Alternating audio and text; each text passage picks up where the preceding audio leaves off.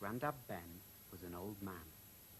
He had wispy grey hair, a walrus moustache, and smoked a smelly old pipe which puffed out smoke like a steam engine.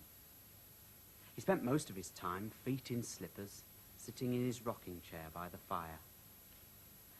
Grandad Ben lived with his daughter, Kate, and his young grandson, Joe, who spent most of his time making a lot of noise.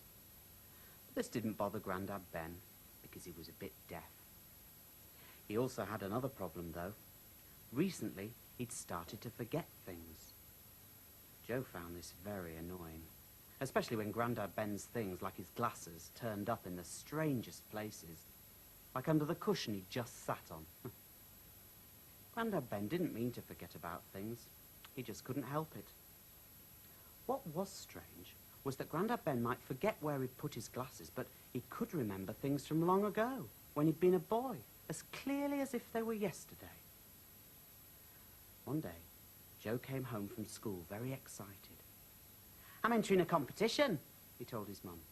"We have to write about how it was to be young a long, long time ago." His mother smiled at him. "And what was it like?" she said. Joe just went, well, and then, The truth was, he didn't know. His mother looked at him. "I know somebody who does," she said. "Your Grandad Ben. You think he forgets everything, but you're wrong. I expect he'll be able to tell you about cobbled streets and gas lights, corner shops and horse-drawn trams, all the things from long ago." Joe suddenly felt rather sorry for his Grandad. "Grandad," he said, "I have to write a story for a competition. It's about life long ago, so I wondered if you'd help me and tell me about what it was like when you were a boy."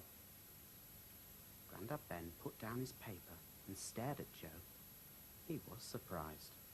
After all, Joe hadn't asked him anything in a long time. He was very pleased. "I'll see what I can remember," he said. "Well, the thing I remember most about when I were a boy was..." And Grandad Ben went on to tell Joe about leaving school as a boy to go to work at the mill. He described the hum and throbbing noises of the machinery.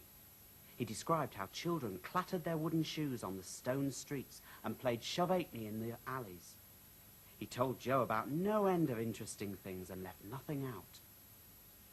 Joe was fascinated, and he was able to write a brilliant story. When he came rushing home with first prize, he said to his mother, "I was wrong about Grandad Ben. He might forget where his glasses are, but he remembers other things very well. I won first prize in competition because of him." Joe's mum smiled and then said, "Yes, which just goes to show that just because he's old and a bit forgetful doesn't mean that he's silly." In his armchair, Grandad Ben smiled and thought that this evening he'd get out his old war medals and tell his grandson about them. After he'd read his newspaper, that is. First of all, he had to find his glasses.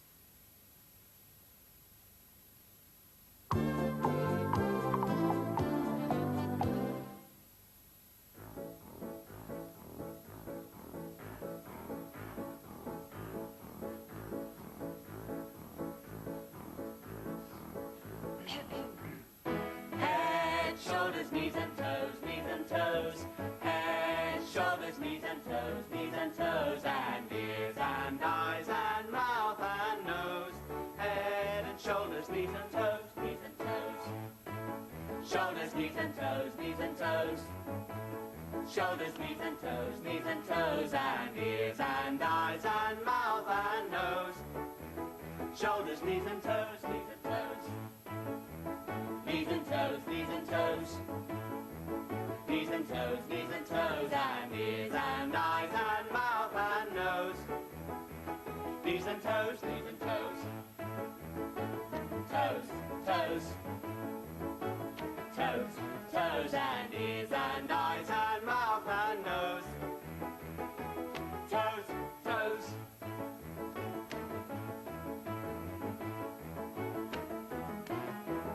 Ears and eyes and mouth and nose.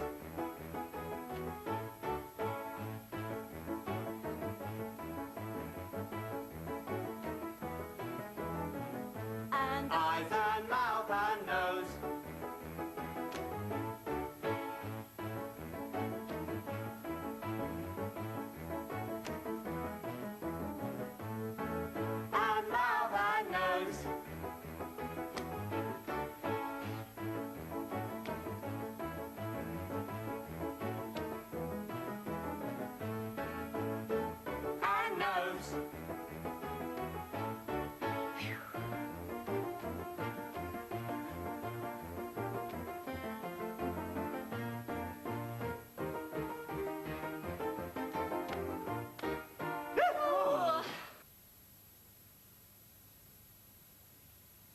Jiffy, Oh, yes. what are you doing? I'm looking for my missing shoe. I can't find it anywhere. If only I could remember where I left it. Well, can you remember where you were when you took your shoes off? Yes. Yeah, I came in from the garden and then I sat on the sofa, where Bonzo is now. Oh, well, why don't you go and sit on the sofa again, and that might remind you what you did with your shoe. Good idea. Right. Bonzo, sorry to disturb you, but you have to move up. Jiffy needs to sit there. He's trying to remember what he did with his shoe. Oh, hasn't he found it yet? Honestly, Jiffy. All right. Thanks, Bonzo. Now, came in from the garden, sat on the sofa, and then... Bonzo, can we stop fidgeting? It making it ever so difficult to remember. Sorry, Jiffy. Where was I? Ah, yes, no. I took off my first shoe, and, what is the matter, Bonzo? You got ants in your pants? I'm sorry, Jiffy, but this end of the sofa's really uncomfortable. Well, please try and sit still. Then I took off the second shoe, the one that's missing, and, I'm trying to remember. There's a shoe under this cushion. I remember. I put the shoe underneath the cushion. Bonzo, you found my shoe. Yeah, it was under the cushion. Well, that was a funny place to leave your shoe. Yeah, it was, wasn't it? Why did you put it under the cushion, Jiffy? I can't remember.